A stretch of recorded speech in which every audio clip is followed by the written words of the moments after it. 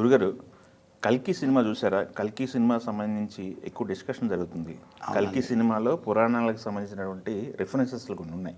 అవునండి. అందుకని ఈరోజు మీతో కూర్చోవటం అయింది. కల్కి సినిమా చూసిన తర్వాత కలిగిన అభిప్రాయం ఏంటి మీకు? మార్వెలస్. ఒక్క పదం చెప్పాలి అంటే మార్వెలస్. ఓకే. రెండో పదం చెప్పాలి అంటే ఒకనాటి కాలంలో మాయాబజార్ ఎలా మనకు మిగిలిపోయిందో కళాఖండంలాగా ఇప్పుడు కల్కి అలా మిగిలిపోతుంది. అప్డేట్ కాకపోతే అవుట్డేట్ అయిపోతాం. పురాణాల్లో ఎలా ఉందో అలాగే తీస్తే, అలాగే చెబితే, అలాగే వింటే అందులో ఎదుగుదల ఉండదు. పురాణాలు అన్న పదం విన్నాం కదా, ఒక పురాణం సరిపోదా? 18 ఎందుకు వచ్చాయి? ఒక స్మృతి గ్రంథం సరిపోదా? 18 స్మృతులు, 18 స్మృతులు ఎందుకు వచ్చాయి? ఒక వేదం సరిపోదా? 4 వేదాలు ఎందుకు వచ్చాయి? అంటే అప్డేట్ అవుతూ ఉండాలి. కనుక నాటి మాయాబజార్ ఎలాగో నేటి కాలానికి కల్కి అలాగా సినిమా చరిత్ర చెప్పుకోవాలి ఇక ముందు అంటే కల్కికి ముందు, కల్కికి తర్వాత అని మాట్లాడవలసి ఉంటుంది. మీరు చెప్పిన దాని ప్రకారం చూస్తే ఈ జనరేషన్కి తగ్గట్టు అన్ని హంగులు సమకూర్చారని అనిపిస్తుంటున్నాయి. టెక్నికల్గా అన్ని హంగులు ఉన్నాయి, అద్భుతం అని చెప్పాలి.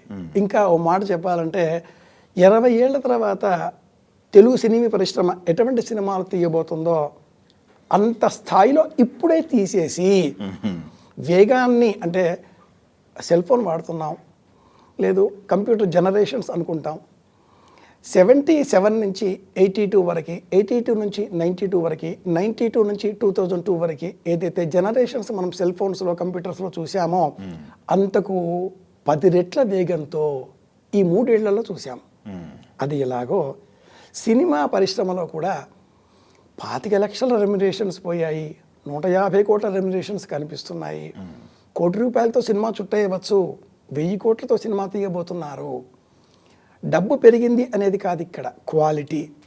అలాగే పురాణంలో ఉన్న కథ ఏంటి, ఆ కథని మనం ఎలా చూపించాలి, ఎలా చూపిస్తే ఆడియన్స్ కూర్చొని మనం చెప్పేది వింటారు. మనం మొదటి నుంచే నీతి చెప్పడం మొదలెడితే ఎవరు వినరు.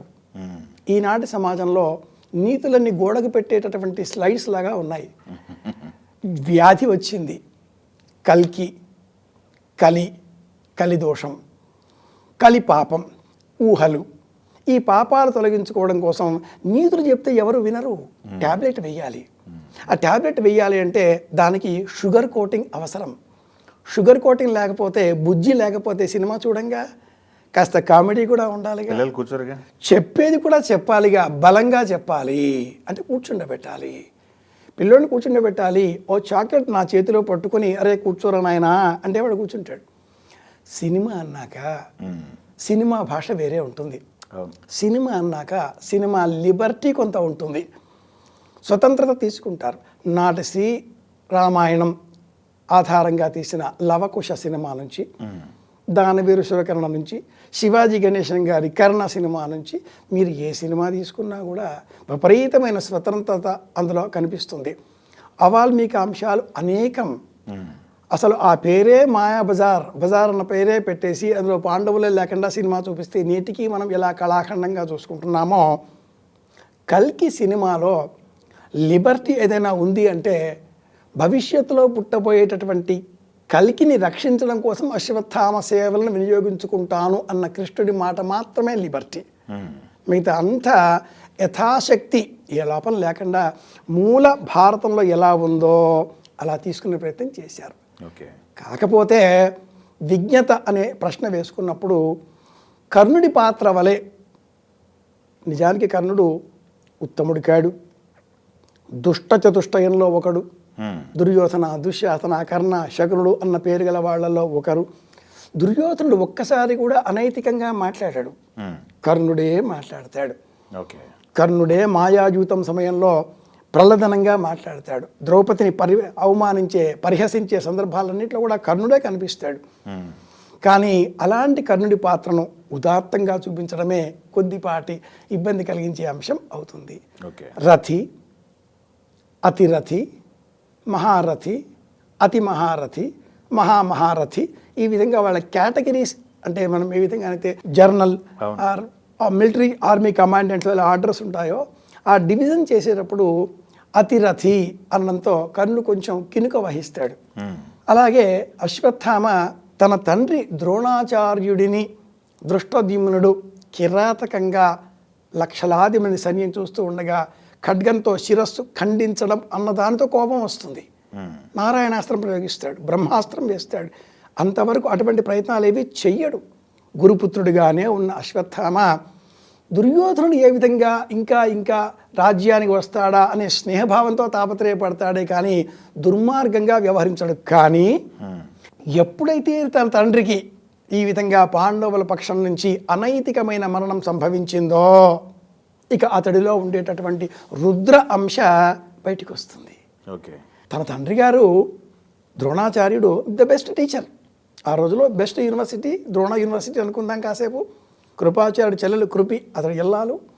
అక్కడ ఈ ద్రోణాచార్యుడు అర్జునుడికి గురువే, కర్ణుడికి గురువే, తనను చంపడం కోసమే పుట్టినటువంటి దృష్టద్యుమ్నుడికి గురువే, ఏకలవ్యుడికి గురువే.